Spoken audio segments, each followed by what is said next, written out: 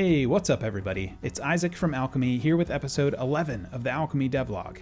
In this episode, we're going to talk about some recent enhancements to tactical mode like grid configuration and more. We have deletable journal messages, we have updates to video chat, and a lot of bug fixes. So let's dive in. All right, let's take a look at the new tactical mode goodies. The first thing I'll show you is our new grid types. So our square grid has a new line style. We have these nice little breaks in the lines to give it that cool kind of effect. Really enjoy this one. We've also got the ability to set up flat and pointy hex grids for maps as well. So I'm going to set that up for the Overgrown Magic Forest. We'll go into its details for the scene, edit, and then go into Tactical tab here. And this is a new settings section where you can define the grid type for the scene, as well as the grid size for the scene. So they default to a fairly large 200 by 200 square grid, but you can dial that down to whatever you'd like for your map. So let's make this one a flat hex grid, and then we'll go to the windmill farm and go into its tactical tab and change that to a pointy hex grid. And then we'll switch between these scenes to take a look at how they all are. So here's our standard square grid. And if we go over to the Overgrown Magic Forest scene, we now have our flat hex grid, which looks nice here. We're going to change the line style on this fairly soon, but this is what we're shipping with today. And then over on the windmill farm, we've got our pointy hex. This is such a cool map. So those are the three different grid styles you can set up now in the scene settings, and this will apply to every map phase within a scene. Let's go in and edit this. We can bring this down to a more manageable size, something like maybe 40 by 60 is good for this map. Let's see. It's still pretty big. Oops, wrong button. But it has shrunk down considerably. We're probably more in the neighborhood of half that, maybe 20 by 30. Yeah, that's better. It's closer. We'll probably make this more automatic in the future, but for today, you can at least define it and have it fit your map fairly nicely. The other thing that we have here for tactical mode is in the settings, the toolbar over here on the side. You'll notice that there's a new button here for tactical settings with a little wrench on it. The option to scale your map has moved into here. This is a new panel with several different options. So you can choose your map scale by sliding this slider like you could before. You can also move your map while this panel is open to align it with the grid in a different way if you'd like. You can adjust the grid opacity, finally, get a nice bright grid or a very dim grid. And you can invert the grid. So if you want to have a black grid, you can have that now too. These changes carry over to any map phase in the scene, and let's take a look at what these look like with our hex grids.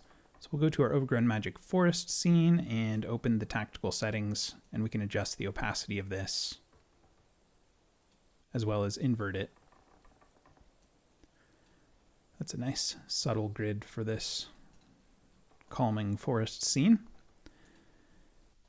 And of course, over on the windmill, we've got our pointy hex configured. This one could definitely use a dark grid and something a little bit more powerful like that. Looking good.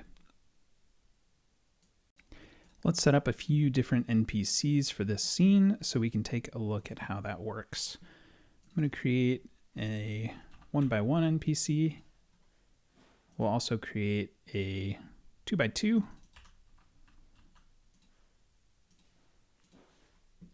And let's create a half size here as well.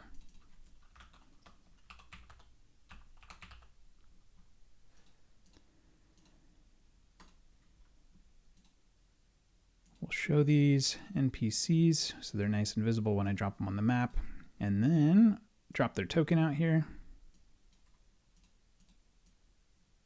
There it is. Gotta fix that one of these days. Okay, so this is the 1x1. When you drag it around, it snaps nicely to the grid square. Didn't mean to select that along the way. Okay, let's take this 2x2 guy and drop him down and move it here. And it snaps into place nicely, just like you would expect. And last but not least, let's take a look at a small token. So these ones are cool because they'll snap to the corners of each square, so you can fit multiple small tokens into one space. Snapping is only enabled when you have the grid visible.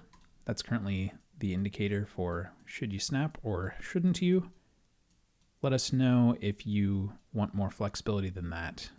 It seems like if you've got the grid, you may want to use it. And if you don't have the grid, you don't really want to use it. But sound off in the comments with your thoughts. All right, let's take a look at the new journal features.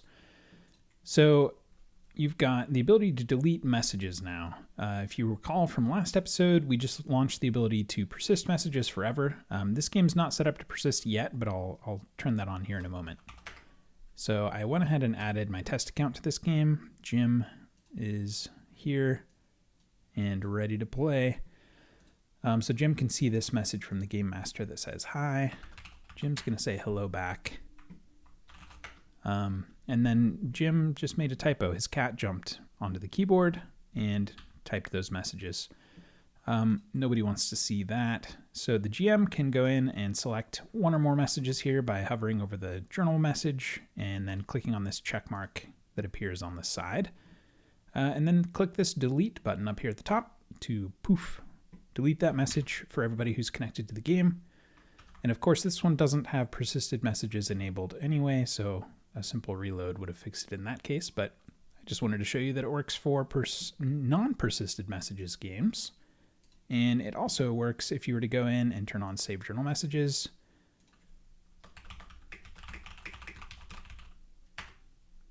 And send that message to the journal.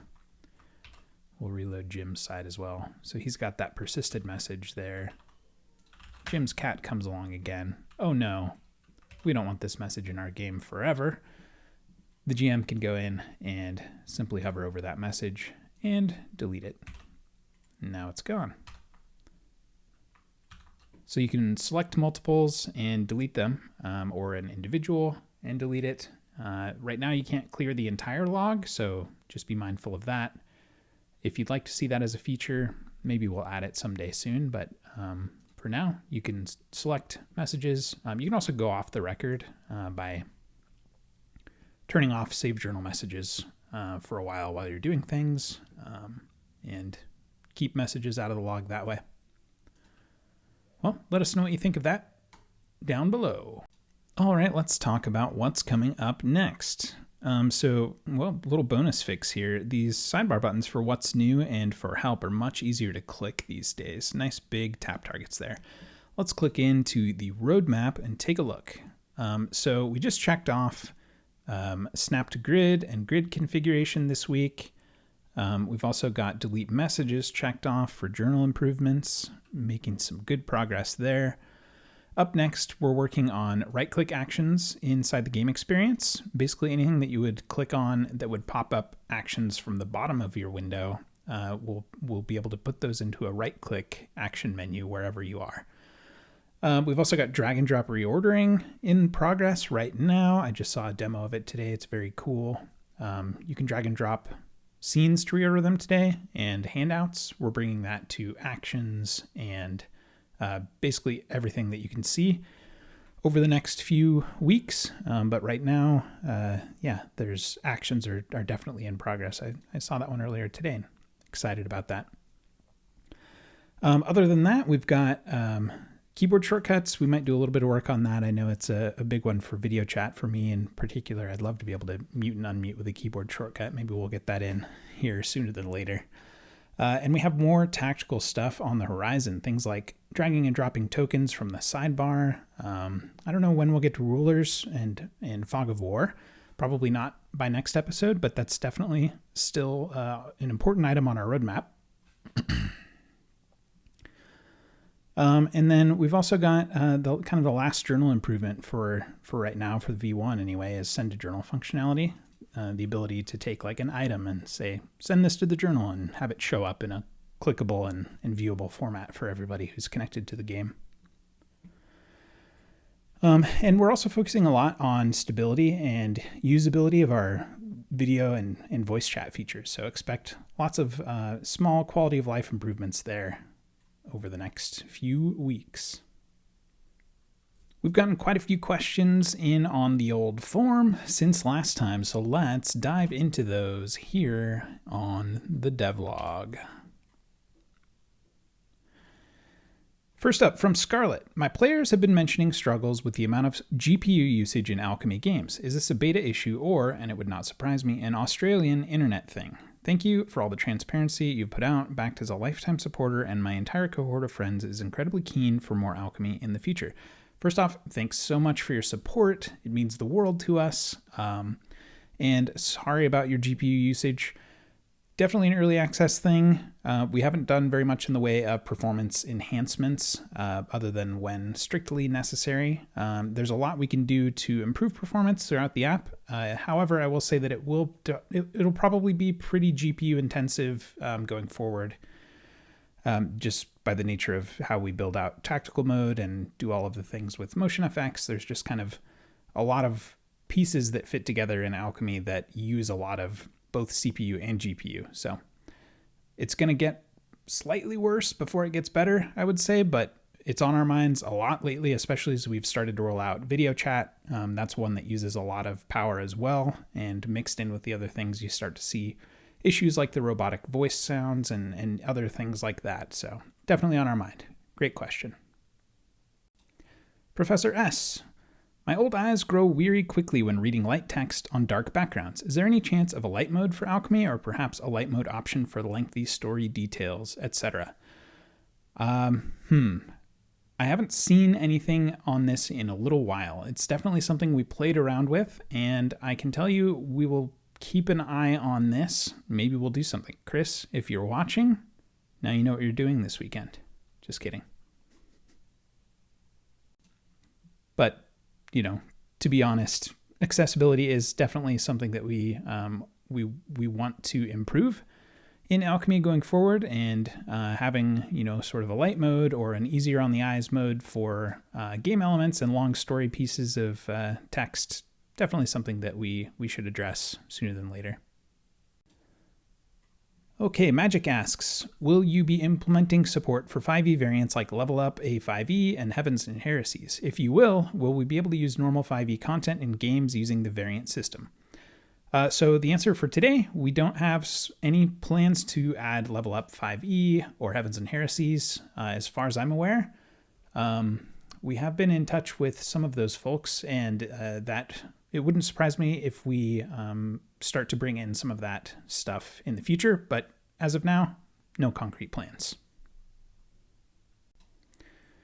All right, Scarlett back with another question. Will you be ever including a clock system or bar tracker into Alchemy, like the ones for Blades in the Dark or Fabula Ultima? It's such an amazing increase in tension and something to visually represent the players that suits the VTT's narrative style wonderfully. I agree. So you have trackers today, but they're tied to characters. We want to bring trackers to the GM to do tracking of things like clocks. So definitely expect that to come soon-ish. Probably by V1, I would say. We definitely need the ability for GMs to be able to track things like that, and have bar trackers too. Pips, bars, all the things. So yeah, I don't know if clocks will land by V1, but definitely bars and pips for GMs that you could use in sort of a clock fashion. Now, showing those to players, we would probably only do that if we needed it to support one of the V1 systems, and I can't think of off the top of my head if we have anything there, but we'll definitely be keeping it in mind.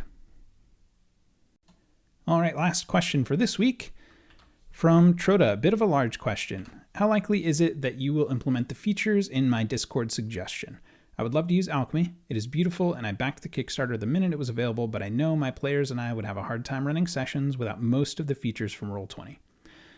Yes, Troda, we saw your Discord post. Thank you so much for putting it together and making it such an organized and easy to read post. It was awesome. One of my favorites from recent memory.